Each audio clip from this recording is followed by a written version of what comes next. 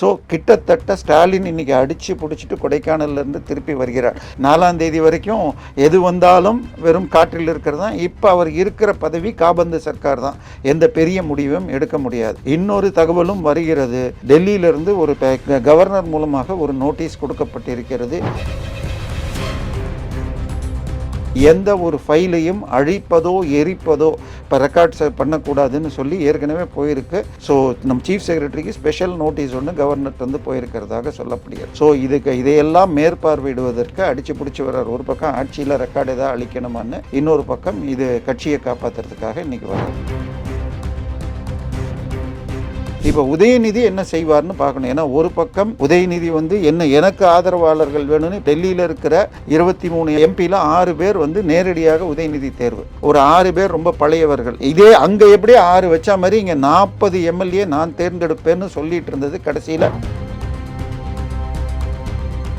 Exit போலில் 150ன்னு சொன்னால் 140 வரலாம், இல்லை 170 வரலாம். சாதாரணமாக அலையோ இல்லை காற்றோ அடிக்கிறப்ப ட்ரெண்ட் இப்படி இருக்குன்னு சொல்கிறப்ப வேகம் எடுத்தால் கடைசி சில நாட்களில் அதிகம் போய் 180 வரைக்கும் கூட போக வாய்ப்பு இருக்குன்னு ஜேவிசியும் சுட்டி காட்டியிருக்காரு. அப்படியெல்லாம் போயிடுச்சுன்னு சொன்னால் திமுகவில் ஒரு மிகப்பெரிய உடைசல் ஏற்பட வாய்ப்பு.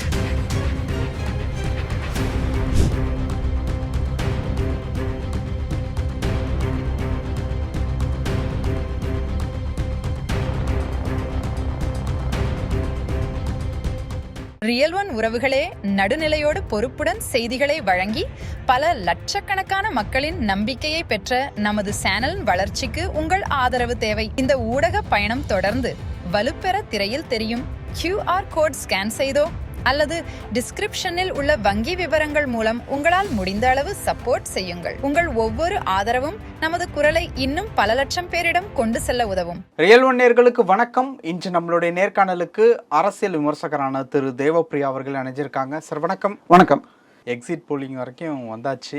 ஓகே, எக்ஸிட் போலிங் அப்படிங்கிறத ஆல்மோஸ்ட் நீங்கள் பார்த்துருப்பீங்க அப்படின்னு நினைக்கிறேன். இல்லை, இன்னைக்கு கடைசி ஃபேஸ் நடக்குது. அதனால எக்ஸிட் போல் பண்ண ஏஜென்சியும் யாருக்கும் சொல்ல மாட்டாங்க. இதுதான் ரூல். இல்லை, ஓரளவுக்கு என்னுடைய ஃப்ரெண்ட்ஸ் சில பேர் பண்ணியிருக்காங்க. பட் அது குறிப்பிட்ட தொகுதி சென்னை போன்ற இதில் தான் வந்திருக்கு. முழு இது கிடைக்கல. நானும் உங்களை போலேயே 7 மணிக்கு டிவிஸை வச்சுக்கிட்டு சில நண்பர்கள் எனக்கு ஒரு 1/2 மணி நேரம் 6:30க்கு எனக்கு அனுப்புவாங்க. சில ஏஜென்சிஸ் எனக்கு 6:30க்கு வரும். அதுக்கு முன்னாடி அனுப்ப மாட்டாங்க. அவங்க எல்லாருமே ரொம்ப தெளிவாக ரூல்ஸை ஃபாலோ பண்ணுறவங்க. ஸோ சென்னை போன்ற ஜோன்ஸில் என்னுடைய நெருங்கிய நண்பர்கள் போனதுனால சிலது கிடச்சிருக்கு. அது வேணால் சொல்லலாம். Right, okay. எக்ஸிட் போலிங் பார்த்த வரைக்கும் உங்களுக்கு என்ன தோணுது? இல்லை, பெரிய மேஜர் மாற்றம் எதுவும் இல்லை. நான் முன்னாடி சொன்னது மேலே இது வந்து 2016 ஒட்டி ஒரு கூட்டணி 134, ஒரு கூட்டணி 90லேருந்து 100.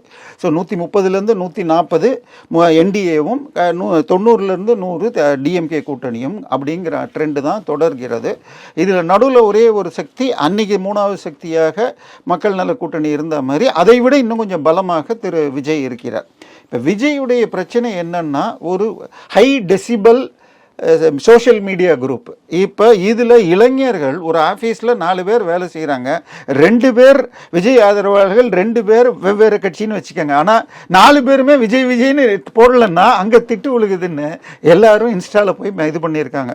ஸோ அது ஆழமாக பார்த்தவரை அது நடக்கலை. சார் நாங்கள் அப்படி தான் சொல்லிக்கிறோம், ஆனால் நாங்கள் எங்கள் ஜாதிப்படி இல்லை கட்சிப்படி தான் போட்டிருக்கோன்னு தான் சொல்கிறாங்க மக்கள். ஸோ பெருமளவில் எதிர்பார்க்கப்படுகிற முடிவு அதிமுக கூட்டணி 130லேருந்து 140, திமுக கூட்டணி 90லேருந்து 100. இதுதான் விஜய் 1லேருந்து 4 வரை வரலாம். இதுதான் கள நிலவரம். இது வந்து சாயந்தரம் 6:30க்கு இன்னும் உறுதியாகும். பர்சன்டேஜ் ஆஃப் ஓட்ஸு விஜய் 15லேருந்து 18 ஆகிய தமிழகம் முழுக்க இன்னும் கூட குறையலாம். இது சென்னையில் 20லேருந்து 22, 20 +- 2 சென்னையில் வரலாம். இதுதான் களம். ஓகே. இப்போ இது கட்சி ரீதியாக ஏதாவது பிரதிபலிப்புகளை ஏற்படுத்துமா? எப்படி? நிச்சயமாக எல்லா கட்சியிலையும் இந்த பிரச்சனைகள் இருக்கும். உதாரணமாக காங்கிரஸில் செல்வ பெருந்தகை வீட்டுக்கு அனுப்பும் நிலை. இப்போ ஏற்கனவே அவர் நான் ராஜினாமா பண்ணிட்டேன், என்னால் தொகுதியை கவனிக்க முடியலன்னு சொல்லியிருக்கார். ஸோ செல்வ பெருந்தகை நீக்கம் என்பது வெகு விரைவில் இருக்கலாம். நேற்று கூட ஏதோ ஒரு சேனலில் பார்த்தேன், நம்மகிட்ட அடிக்கடி பேசுகிற திரு பொன் கிருஷ்ணமூர்த்தி, நான் கூட ரேஸில் இருக்கேன், திருப்பி ஒரு எம்எல்ஏவால் தன் தொகுதியை பார்க்க முடியலன்னா ஜோதிமணியோ அல்லது மாணிக்கம் தாக்கூரோ எம்பியாக 6 எம்எல்ஏ தொகுதி பார்க்கணும். ஸோ பதவியில் இல்லாத சட்டப்பேரவை உறுப்பினராகவோ பாராளுமன்ற உறுப்பினர் இல்லாதவங்களுக்கு தான் கொடுக்கணும்னு ஒரு பேட்டியை நேற்று பார்த்தேன். அடுத்தது திமுக சைடுக்கு வந்தீங்கன்னா சரி, கிட்டத்தட்ட பல முக்கிய வேட்பாளர்கள் கொடுக்காம ஒதுக்கியிருக்காங்க. சென்னையில் எடுத்துக்கிட்டால் டி நகரில் கருணாநிதி, பல்லாவரம் கருணாநிதி, திருவத்தியூர் கேபி சங்கர், ஸ்ரீரங்கம் பழனியாண்டி, லால்குடி சவுந்தரபாண்டி, இது போல ஒரு 20 பேர் கட்சியிலிருந்து விலகுவதாக இருக்கிறார்கள். இப்போதைக்கு நாங்கள் இதுக்காக பொறுத்துக்கிட்டு இருக்கிறோம். எலெக்ஷன் ரிசல்ட் வந்த பிறகு நாங்கள் ஒரு சிலர் அரசியலை விட்டு ஒதுங்கலாம், வேறு சிலர் கட்சி தாவி கருப்பு சிவப்பிலிருந்து கருப்பு வெள்ளை சிவப்புக்கு மாறவும் தயாராக இருக்கிறார்கள் அப்படிங்கிற செய்தி ஸ்டாலின் வரை சென்றிட, ஸ்டாலின் இன்று அங்கிருந்து கிளம்பி கீழே வருகிறார் கொடைக்கானலிருந்து செய்திகள் வருகிறது. ஓகே, இப்போது இந்த ஒரு மாற்றம் அப்படிங்கிறது எதை உணர்த்துது இரு கட்சிகளுக்குமே? ஏன்னா திமுகவும் சரி அதிமுகவும் சரி ஒரு மேஜரான ஒரு இடத்துல தான் எஸ்கேப் ஆகுறாங்க அப்படிங்கிற மாதிரியான ஒரு விஷயத்தில் முடியுது. அப்படிங்கிறப்போ பர்சன்டேஜ் கம்மியாகுது, இல்லை அடுத்த 5 வருஷம் அப்படிங்கிறத நம்ம விட்டால் இன்னும் டஃப்பாக போய் முடிஞ்சிடும் அப்படிங்கிறதுனால இதுவா இல்லை எப்படி? இல்லை, அவங்களுக்கு இப்போ என்ன ஆச்சுன்னு சொன்னால் சரி திரு கருணாநிதி இருந்த வரைக்கும் அவர் அணியில் இருந்தவங்களை விட்டுட்டு ஸ்டாலின் அணிக்கு போனவங்களுக்கு முன்னணி கிடைச்சிது. இப்போ உதயநிதியோடு சேர்ந்த பிறகு பொன்முடிக்கு சீட்டு தராமல் மகனுக்கு கொடுத்து இந்த மாதிரியெல்லாம் ஆகுதுங்கிறதுனால அடுத்த 5 ஆண்டு உங்களுக்கு இன்னும் அடுத்த 3 ஆண்டு மோடி ஆட்சி தான். 29 என்ன ஆகும்னு தெரியாது. ஸோ இப்போ ஆட்சி போயிடுச்சுன்னா கட்சியில் எதுவும் இல்லைங்கிற பட்சத்தில் அந்த பக்கம் போனால் வாய்ப்பு இருக்கும் அப்படிங்கிற ஒரு பார்வை இருப்பதால் குறைந்தபட்சம் 20க்கும் மேற்பட்ட முக்கிய முன்னாள் சட்டமன்ற பாராளுமன்ற உறுப்பினர்கள், முன்னாள் மாவட்ட செயலாளர்கள் கட்சி தாவ தயாராக இருக்கிறார்கள். இது இன்னைக்கு பேப்பர்ல கூட வந்துருச்சு. இப்போ இவங்க கட்சியில் ஒரு முக்கியமான ஒரு ஆட்களாக இருக்காங்க அப்படிங்கிற பட்சத்தில் கைக்குள்ளே வச்சுக்கணும் அப்படிங்கிறதுக்காக அவர் அந்த கொடைக்கானல் ட்ரிப்லேருந்து இவ்வளோ பரபரப்பாக திரும்புகிறாரா? அதுவும் இல்லாமல் இன்றைக்கி சில மினிஸ்டர்ஸும் ஸ்டாலின் அவர்களை இன்றைக்கி காலையிலே மீட் பண்ணியிருக்காங்க. பெரிய கற்பன் இந்த மாதிரியான இல்லை, அது என்னன்னு சொன்னீங்கன்னா உங்களுக்கு இந்த தகவல்கள் நமக்கு கிடைக்கிற தகவல்களை விட அவருக்கு இன்னும் அதிகமாகவே சோர்ஸ் இருக்கும், உளவுத்துறை உள்ள எல்லாமே. ஸோ அதனால இதை பற்றி அவரை சந்தித்தது பெரியசாமியும் திரு சக்கரபாணி 2 பேரும் உங்களுக்கு கொடைக்கானல் இருந்து ஒரு 3 மணி நேரம் டிராவலில் இருக்கிறோம்.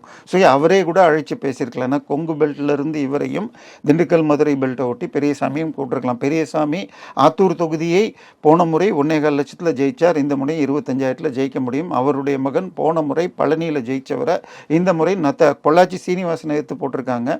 இல்லை சரி, அதில் அவர் திண்டுக்கல் சீனிவாசன் எடுத்து அதில் அவர் தோக்குறார். ஸோ இதெல்லாம் நிலைமை இருக்கிறப்ப ஸோ எவ்வளவு இதற்கு என்ன ஃபயர் ஃபைட்டிங் செய்யலாம், தீபத்தி பிடிக்கிறப்ப யாரை எதை பிடிச்சி இழுக்கலாம். இன்னொரு திட்டமும் ஏற்கனவே உதயநிதி போட்டு வச்சிருக்காரு. என்னன்னு சொன்னால், அதாவது இன்னைக்கு தமிழ்நாட்டில் மொத்தம் நான் ஸ்கூல் படிக்கிறப்ப 14 மாவட்டங்கள் இருந்துச்சு. அதுக்கப்புறம் 16, 18ன்னு போய் இன்னைக்கு 34, 36 வந்துருச்சு. ஆனால் இதில் திமுக கட்சியில் 62, 63 இருக்குது. ஒரு மாவட்ட செயலாளர் கீழே 4லிருந்து 6 தொகுதிகள் இருக்குது. அதை 2 தொகுதிக்கு ஒரு மாவட்ட செயலாளர்னு மாற்றணும்னு எலெக்ஷனுக்கு முன்னாடியே பிளான் பண்ணப்போ சேகர் பாபு போன்றவர்கள் அதெல்லாம் முடியாது, என் கையில் 6 இருக்கணும்னு சொல்லி கட்டுப்படுத்தி நான் சொன்ன வேட்பாளரை மாற்றணும்னு சொல்லி திட்டமிட்டு அவர் திருவத்தியூரில் கேபி சங்கருக்கு கொடுக்கல, எக்மூரில் திரு பரந்தாமனுக்கு கொடுக்கல. இந்த மாதிரி மாற்றங்கள் எல்லாம் நடந்திருக்கு. ஸோ இப்போ இது முடிஞ்சதுன்னா மாவட்ட செயலாளர் அவங்களுடைய இது சைஸு கட் ஆகிடும்.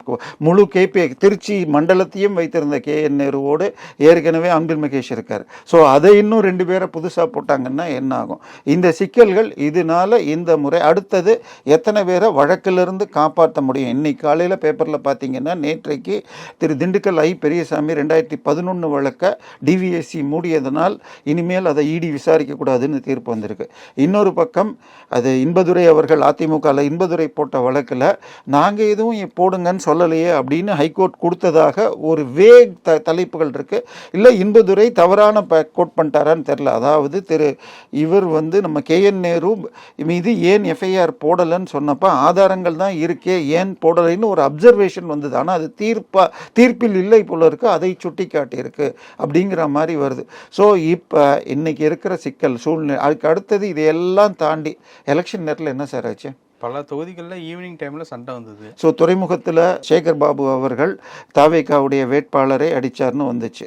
ஆச்சா, கிட்டத்தட்ட அதெல்லாம் பூத் கேப்சரிங்க்கு சமம். அடுத்தது பார்த்தீங்கன்னா பாபநாசத்தில் நாம் தமிழர் வேட்பாளரை திமுக தொண்டர்கள், அதுவும் நிறை மாதம் 35 வார கர்ப்பிணி பெண்ணை உதச்சி இதில் குத்துனாங்கலாம் வந்துச்சு. ஸோ கிட்டத்தட்ட அவர்களுக்கு கள நிலவரம் ரொம்ப நல்லா தெரியுது. ஸோ இதனால் திமுக காரர்கள் பணம் டிஸ்ட்ரிபியூஷனில் எல்லா பக்கமும் தப்பு நடந்திருக்குன்னு சொல்கிறாங்க. ஸோ இது எல்லாமே அங்கங்கே கம்ப்ளைண்ட் போயிருக்கிறதுனால திமுகவில் பெரிய களையெடுப்பு செய்தாலும் பிரச்சனை, செய்யாவிட்டாலும் பிரச்சனை. முதல்ல போகிறவனெல்லாம் இப்போ தடுக்கணும்னு வச்சுக்கோங்க.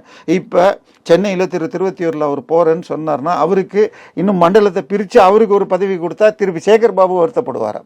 ஸோ இப்போ எல்லாரையும் ஒன்று சேர்க்கணும். ஸோ இன்றைக்கி மாலை வரும் முடிவுகள் ஓரளவுக்கு ட்ரெண்டு தெரியும். ஐ மீன் எக்ஸிட் போல்ங்கிறது முழுமையான முடிவு கிடையாது.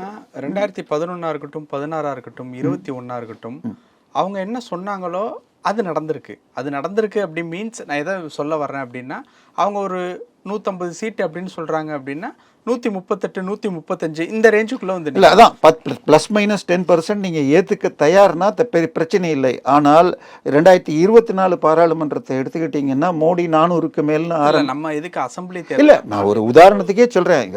உதாரணத்துக்கு சொன்னால் 400க்கு மேல்னு சொன்னதை வைத்து கொண்டு இவங்கெல்லாம் 350 ரேஞ்சில் கொடுத்தாங்க. ஆனால் வந்தது 300க்கு கீழேயும் போச்சு. ஸோ 20% குறையுது. 350லேருந்து 290ன்னு வச்சா கிட்டத்தட்ட 20%க்கு மேலே குறையுது. 35 18% குறைஞ்சிருக்கு. 350ன்னு வச்சுக்கிட்டா ஆவரேஜ். ஸோ நான் 7-8 இது நிறுவனங்கள், ஆக்சிஸ் மை இந்தியா இந்த மாதிரி 7-8 நிறுவனங்கள் செய்து அதில் ஒருத்தர் இந்த பக்கம் ஜாஸ்தி ஒருத்தர் அந்த பக்கம் ஜாஸ்தி கொடுத்தாங்கன்னு வச்சுக்கோங்க. இப்போ உதாரணமாக தமிழ்நாட்டை பொறுத்த வரைக்கும் திரு ஜேவிசி ஸ்ரீராம் 160க்கு வரைக்கும் அதிமுக கூட்டணிக்கும், இது நம்ம நக்கீரன் அல்லது இவங்கெல்லாம் வந்து 150 இந்த சைடுக்கும் கொடுத்துருக்காங்க. இது தினத்தந்தியோ சாணக்கியாலாம் பார்த்தீங்கன்னா 102 பேருக்கும் 100ஐ ஒட்டி கொடுத்துருக்காங்க. இந்த ஆவரேஜ் போட்டால் 120 அப்படின்னு மாறுது. அதே மாதிரி இன்னைக்கு ட்ரெண்டு வந்துருச்சுன்னா தெளிவாகும். இதில் எல்லாத்த விட மிகப்பெரிய சிக்கல் இன்னைக்கு முன்னாள் ஓய்வு பெற்ற நீதிபதி திரு கிருபாகரனும் சொல்லியிருக்கிறார், யாரும் தங்கள் கட்சி தோற்கிறது என்று இளைஞர்கள் யாரும் தவறு செய்து விடக்கூடாது. இன்னைக்கு ட்ரெண்டு வர்றது கூட ஒரு விதத்தில் நல்லது. அதாவது நான் ஏற்கனவே பதவி ஏற்பு 4ஆம் தேதி அந்நியார் பிறந்த நாள் அன்னைக்கு இளந்தலைவி அப்படின்லாம் சொல்லிட்டு இருக்கிறவங்க இன்னைக்கு 20% வராதுன்னு ஒரு ட்ரெண்டை காட்டிடுச்சுன்னால் அது அவர்களை கூல் பண்ணால் நல்லது. பட் எல்லாத்தையும் தாண்டி திமுக பொறுத்தவரை இது ஒரு ஆசிட் டெஸ்ட். இன்னைக்கு நேற்றைக்கு திரு KN நேரு வழக்கில் ஹைகோர்ட் சொன்னதை தாண்டி இப்போ அடுத்த நிலையில் எப்படி போடுறதுன்னு பார்ப்பாங்க. இன்னைக்கு செந்தில் பாலாஜி இந்த மின்மாற்றி வழக்கில் CBIக்கு அனுப்பிச்சிருக்காங்க. இதுவும் திருப்பி அப்பீலுக்கு போவாங்க. பட் இதெல்லாம் வந்து அவர்களை அடுத்த 5 வருஷமும் கோர்ட்டுக்கு அலைய வைக்க போகிற விஷயம். இப்போ அவங்க இங்கே இருக்கிறத விட திமுகலேருந்து கோர்ட்டுக்கு போகிறத விட அந்த பக்கம் வாஷிங் மிஷினுக்கு போய்விட்டால் அந்த கூட்டணியில் போய் ஸோ அவர்கள் அந்த வழக்குகள் மெதுவாயிடும். எப்படி இன்னைக்கு பெரியசாமி வழக்கில் DVAC வழக்கை க்ளோஸ் பண்ணிடுச்சோ, ஏன்னா இப்போ FIR இல்லை, உள்ளே வரல. இப்போ அதே மாதிரி KN நேருக்கு வீக்காக போட்டுட்டு அந்த பக்கம் போனார்னு வச்சுக்கோங்க. நான் சொல்கிறது அவர் அதிமுக சேருவார்ல நான் சொல்லலை. பட் கலைஞர் திமுகன்னு வந்தது என்றால் கனிமொழி தலைமையிலெல்லாம் அது இஷ்யூ பேஸ்டு சப்போர்ட் BJPக்கு அப்படின்னு இந்த பெண்கள் ரிசர்வேஷன் இதுக்கெல்லாம் சப்போர்ட் பண்ணுறேன்னு வந்துருச்சுன்னா வழக்கு மென்மையாக போக வாய்ப்பு இருக்கிறது. ஸோ கண்டிப்பாக இன்னைக்கு முடிவு ஒரு ஆரம்பமாகவும் 4ஆம் தேதிக்கு பிறகு ஒரு பெரிய உடைப்பு திமுக தோல்வி வந்ததுன்னா, அதாவது இன்னொன்று நீங்கள் சொன்ன மாதிரி எக்ஸிட் போலில் 150ன்னு சொன்னால் 140 வரலாம், இல்லை 170 வரலாம். சாதாரணமாக அலையோ இல்லை காற்றோ அடிக்கிறப்ப ட்ரெண்ட் இப்படி இருக்குன்னு சொல்கிறப்ப வேகம் எடுத்தால் கடைசி சில நாட்களில் அதிகம் போய் 180 வரைக்கும் கூட அதிமுக 140லேருந்து 160லேருந்து 180 போக வாய்ப்பு இருக்குன்னு JVCயும் சுட்டி காட்டியிருக்கார். அப்படியெல்லாம் போயிடுச்சுன்னு சொன்னால் திமுகவில் ஒரு மிகப்பெரிய உடைசல் ஏற்பட வாய்ப்பு இருக்கு. ஓகே, இந்த ஆசிட் டெஸ்ட் அப்படின்னு சொன்னீங்கல்ல, அது என்ன? இல்லை, இந்த முறை ஜெயிக்கலன்னு வச்சுக்கோங்க.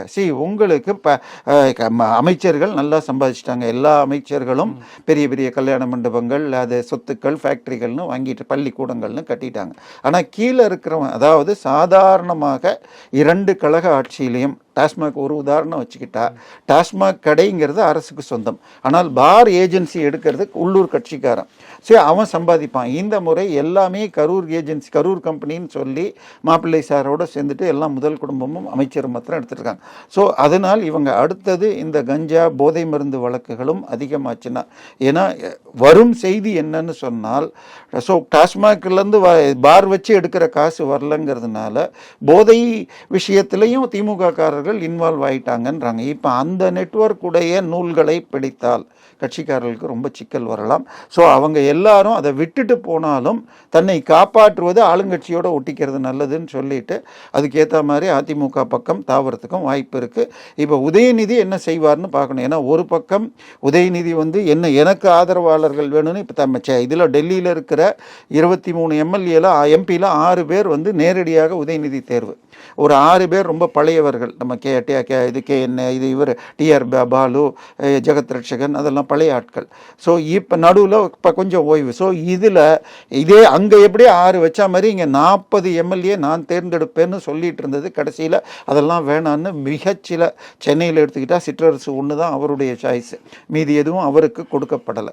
ஸோ இப்போ இனிமேல் தோத்தேன்னா என் கையில் கட்சி வந்தால் நான் அரசியலில் இருக்கேன், இல்லாட்டி ரெட் ஜெயண்ட்டுக்கு போகிறேன்னு அவர் சொல்லி கொடுக்கப்பட்டால், ஏன்னா அவருக்கு ரெட் ஜெயண்ட் மூவிஸை பார்க்குற ரிலீஸ் பண்ண படங்கள், அவர் மந்திரிக்கு முன்னாடி நல்ல நல்ல படங்கள், நல்ல சாய்ஸ் இருக்கும். சினிமா லவ்வர்ஸுக்கு, என்ன போது சினிமா பார்க்காதவங்களுக்கு தெரியாது, பட் என் வீட்டிலலாம் சொல்கிறது அவங்க செலக்ட் பண்ணால் ஸ்டோரி அண்ட் இது டிஃப்ரெண்ட்டாக இருக்கும், இன்ட்ரெஸ்டாக. ஸோ அவர் என்னுடைய இதுக்கு நான் போகிறேன், இல்லை கட்சி எங்கிட்ட கொடுங்க அப்படின்னு கேட்குற நிலைமை வந்தால் சேகர் பாபு உட்பட பலருக்கு ஆபத்து வரலாம். இப்போ சேகர் பாபுவே துறைமுகத்தில் இழுபறியில் இருக்காருன்னு வருது. இவர் 3 பேர். அது ஒரு பக்கம் ராயபுரம் மனோ நல்ல ஃபைட்டர், அவர் காங்கிரஸில் இருந்து ராயபுரம் மனோன்னு போட்டியிட்டவர். அதன் பிறகு அதிமுகவுக்கு வந்து சென்ற முறை வட சென்னை பாராளுமன்ற உறுப்பினர் போட்டி போட்டவரும் அவர் தான். ஸோ அதனால ஒரு பக்கம் அவர் இருக்கிறார், இந்த பக்கம் இதிலிருந்து தாவேக்காலிருந்து சினோரா அசோக்கும் நல்ல ஃபைட்டு கொடுத்துருக்காரு. ஏன்னா இன்னொன்று ஒரு முஸ்லீம் வேட்பாளர் நாம் தமிழர் நினைக்கிறேன், அங்கே வந்து மண்ணடி பெல்ட்டில் முஸ்லீம்கள் ஜாஸ்தி. ஸோ அவங்க பிரித்தாங்கன்னா ஒரு பக்கம் வட இந்தியர்கள் அதிமுக போட்டான்னு வச்சுக்கோங்க பாஜக விற்காக. ஸோ நாம் தமிழர் சிறுபான்மையினரை பிரிக்கிறது, சைவர் வந்து கிறிஸ்துவ சிறுபான்மையெல்லாம் பிரித்தாங்கன்னா 4 பிரிகிறப்ப 50-100 வாட்டில் கூட மாறலாம். போன முறை டி நகரில் 137 ஓட்டு, 2016 அப்பாவு தோத்தது 49 ஓட்டு, சரியா? அதனால இந்த முறை 50-100 ஓட்டில் கூட ஒரு 40 தொகுதிகள் மாறும்னா எந்த பக்கம் வேணால் போகிறதுக்கு வாய்ப்பு இருக்குது. ஸோ அந்த வெற்றி இனிமேல் இங்கே ஓட்டிகிட்டு இருக்கிறத விட அப்படி ஜெயிச்சவங்க 3/2 பங்கு போய் ஏதாவது ஒரு கட்சியில் சேர்றதுன்னு பார்க்கலாம். ஸோ கிட்டத்தட்ட ஸ்டாலின் இன்னைக்கு அடித்து பிடிச்சிட்டு கொடைக்கானல்லேருந்து திருப்பி வருகிறார். ஏன்னா 4ஆம் தேதி இன்னைக்கு வர ரிசல்ட்டு ஒன்றும் கிடையாது. 4ஆம் தேதி வரைக்கும் எது வந்தாலும் வெறும் காற்றில் இருக்கிறது தான். இப்போ அவர் இருக்கிற பதவி காபந்து சர்க்கார் தான், எந்த பெரிய முடிவும் எடுக்க முடியாது. இன்னொரு தகவலும் வருகிறது, டெல்லியிலிருந்து ஒரு கவர்னர் மூலமாக ஒரு நோட்டீஸ் கொடுக்கப்பட்டிருக்கிறது. எந்த ஒரு ஃபைலையும் அழிப்பதோ எரிப்பதோ இப்போ ரெக்கார்ட்ஸ் பண்ணக்கூடாதுன்னு சொல்லி ஏற்கனவே போயிருக்கு. ஸோ நம்ம சீஃப் செக்ரட்டரிக்கு ஸ்பெஷல் நோட்டீஸ் ஒன்று கவர்னர் வந்து போயிருக்கிறதாக சொல்லப்படுகிறது. ஸோ இதையெல்லாம் மேற்பார்வையிடுவதற்கு அடிச்சு பிடிச்சி வர்றார். ஒரு பக்கம் ஆட்சியில் ரெக்கார்டு ஏதாவது அழிக்கணுமான்னு, இன்னொரு பக்கம் இது கட்சியை காப்பாற்றுறதுக்காக இன்னைக்கு வர்றார். பல விஷயங்கள் பேசியிருக்கோம். நன்றி சார். உங்கள் பிசினஸ் இன்னும் அதிக மக்களை சென்றடைய வேண்டுமா? இன்றைய டிஜிட்டல் உலகில் சரியான ப்ரமோஷன் தான் வெற்றியின் முதல் படி. தமிழகம் முழுவதும் பல லட்சக்கணக்கான பார்வையாளர்களை தினமும் சென்றடையும் ரியல் ஒன் யூடியூப் சேனல்களில் உங்கள் பிசினஸ் இனி எல்லோரும் அறியட்டும். குறைந்த செலவில் அதிக ரீச். உங்கள் பிராண்டுக்கு நம்பிக்கையும் வளர்ச்சியும் சேர்க்க இன்றே எங்களை தொடர்பு கொள்ளுங்கள். 9280087164.